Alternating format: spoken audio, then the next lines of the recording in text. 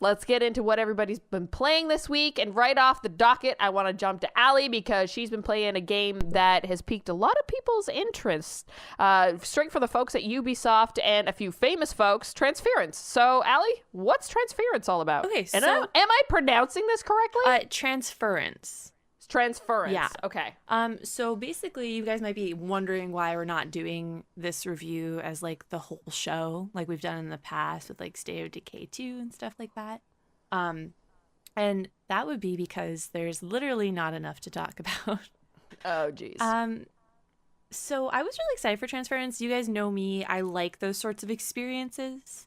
It looked creepy. It looked sci-fi-y. And I was like, ooh, like I'm kind of feeling this vibe. Turns out that it just missed the mark. If anyone has ever played Layers of Fear, Transference, you're making me say it like that now. Sorry. Transference. Transference really kind of feels like a reskinned version of that game. Continue, sorry. Yeah, no, it's okay. It took me about 2.5 hours to play. Okay. And that resulted in me getting all but I was playing on Xbox. I was playing on Xbox, of course. And that resulted 2 hours resulted in me getting everything but 2 achievements. And the 2 achievements were for collecting all of the audio logs in the game and all the video logs in the game. So there's no, as far as I know, there's only one ending. Okay. And it wasn't that good. Go for it. It's Elijah Wood that's tied to this, right? Yeah, I believe he directed the game. And I'm not really quite sure exactly how involved he was throughout the entire process. I haven't really watched anything other than the E3 promotional trailer that they released for it. I am kind of, I'm gonna throw this out there that maybe the game is an entirely different experience in VR. It could be. But at the same time, I still feel like anybody who has played Layers of Fear will feel the same way as I do. That it just felt like a kind of a rip. So what's the story behind it? So the story is basically that of, a family falling apart, which seems to be pretty common in video games nowadays. You've got the father who is far too devoted to his job as a scientist, where he's trying to figure out a way of making human subconscious live on digitally. You've got the son who feels neglected, and you have the wife who was once a very talented musician who has basically put her career on hold because her family's falling apart. She feels trapped in her marriage to someone who's no longer interested, which is really funny because that's also kind of the story of Layers of Fear, except both parents are artists. But it is a family falling apart. The child feels neglected. Child ends up caught up in this, this fight. And so things in Transference are not obviously super clear. You have to kind of dive into the story and figure, put pieces together to figure out what exactly happened. But at the end of the day, there was kind of some illegal human testing going on. And it's just, I don't know.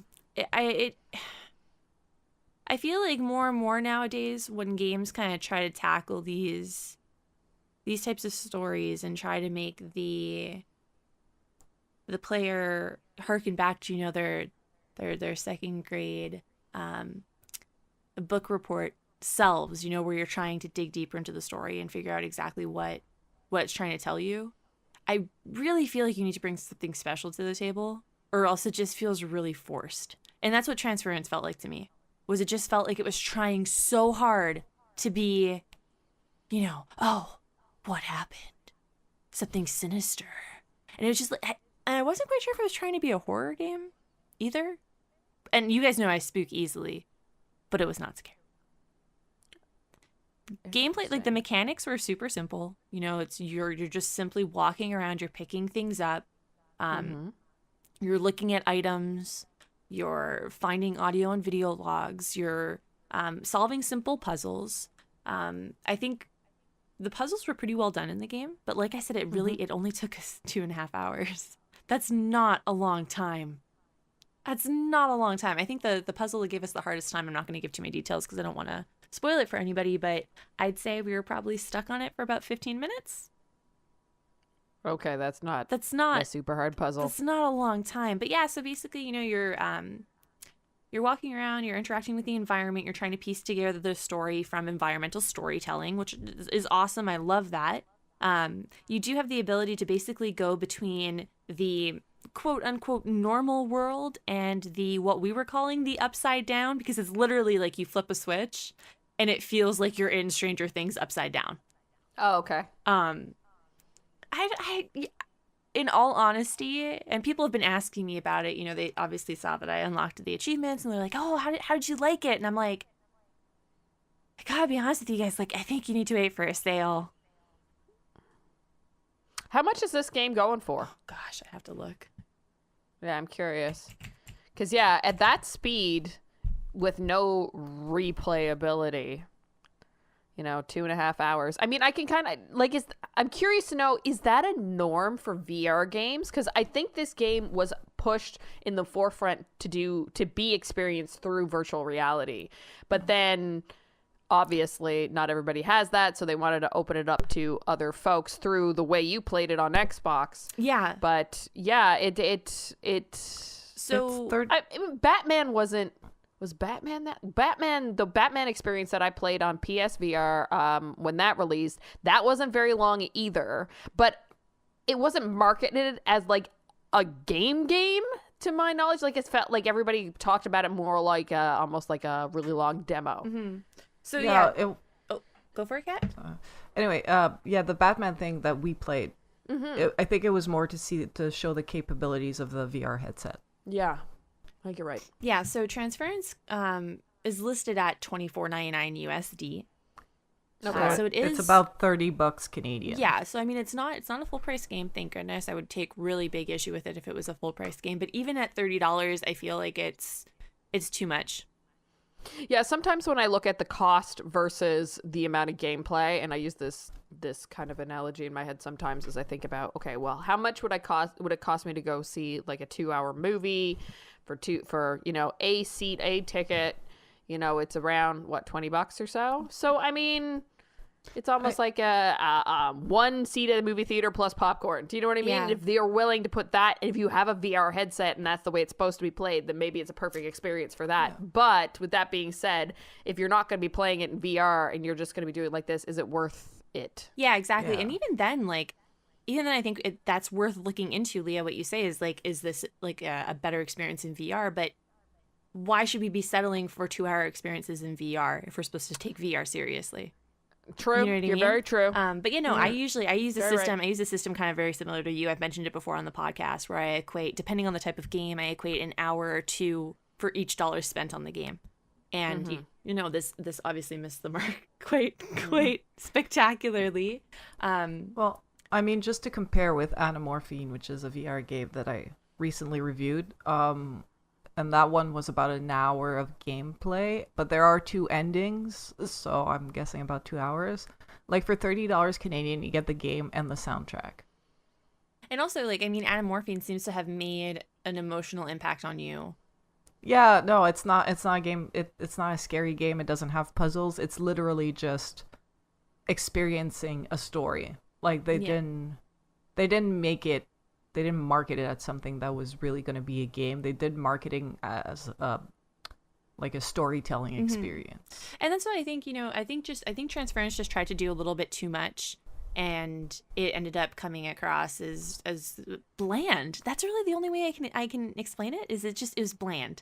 And I think for anyone and I keep coming back to this because I don't know exactly how inspired they were by Layers of Fear, but God, is it similar.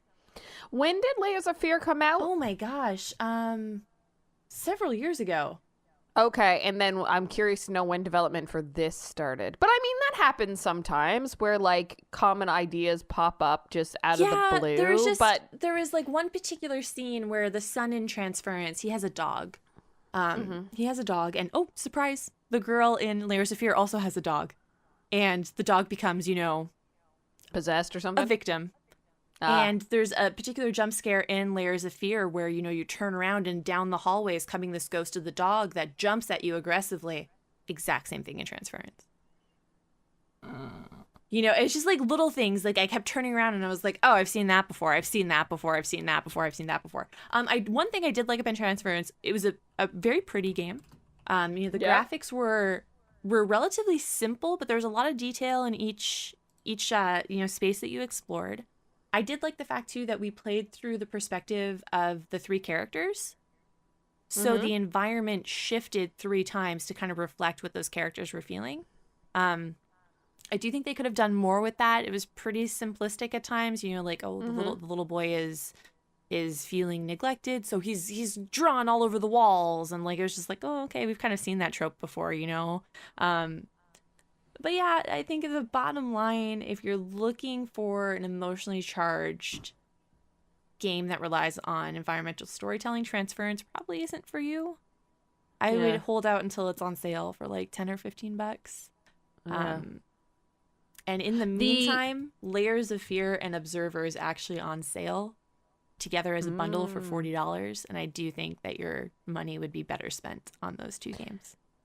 Layers of Fear came out February 16th of 2016. It doesn't have any info of when they talked about development starting. So I don't know about Transference if it's when their development started. It was teased at, was it at E3 this year or last year? This year. Was this year, okay. Yeah. No, it was the year before, where they had the trailer with Elijah Woods. Oh, okay. I think it was 2017. They're all melding together. Yeah, are they ever? I can't even remember which one I went to. Or which ones I went to. But I'm pretty sure the first Transference reveal was for 2017, the year that people said that Ubisoft won the conference. I think it was in there. But yeah. Yeah. This doesn't have much detail on it. I'm checking Wikipedia as well. Just the release date being this year, September 18th. That's it. Well then, I guess it's a pass until there's a discount? Yep, definitely. Yeah, definitely. Cool. And if you played in VR, let us know if it felt different for you.